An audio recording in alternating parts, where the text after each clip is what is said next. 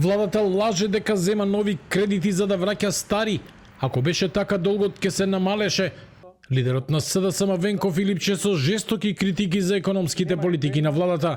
Според него, наместо стабилизација, земјата влегува во нов циклус на задолжување кој директно го оптоварува буџетот и идните генерации. Обвинува дека власта создава нов долг, додека паралелно тврди дека само ги сервисира старите обврски. Според опозицијата, официјалните бројки го демантираат наративот на владата и покажуваат раст на задолжувањето. Според официјален податок од 34 на Министерство финансии, покажува дека само во овој квартал Мицкоски има креирано екстра нов долг од 700 милиони евра. На крајот на март, вкупниот долг изнесува 10,7 милиарди евра.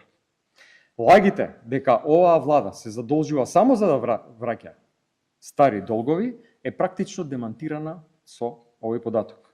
Бидејќи ако е тоа така, односно ако се задолжуваат само за да враќаат стари долгови, тогаш вкупниот јавен долг би се намалил или би останал ист. Министерството за финансии контра Филипче.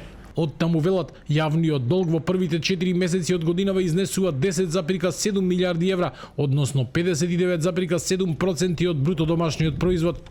Потенцираат дека иако во апсолутен износ има раст, учеството во БДП е намалено, што според нив значи дека економијата расте побрзо од долгот.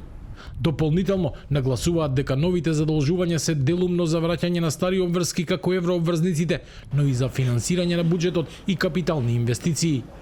Според податоците во првиот квартал од 2026 година, во споредба со податоците на крајот на 2024 година, евидентирано намалување на јавниот долг во однос на БДП од 0,7% поени, иако во апсолутен износ е забележано зголемување. Тоа значи дека буџетските средства придонеле за раст на економијата, што е поголем од апсолутниот раст на долгот.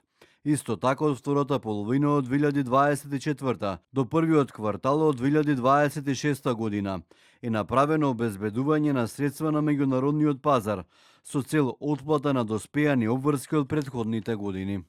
Јавниот долг е близу психолошката граница од 60%.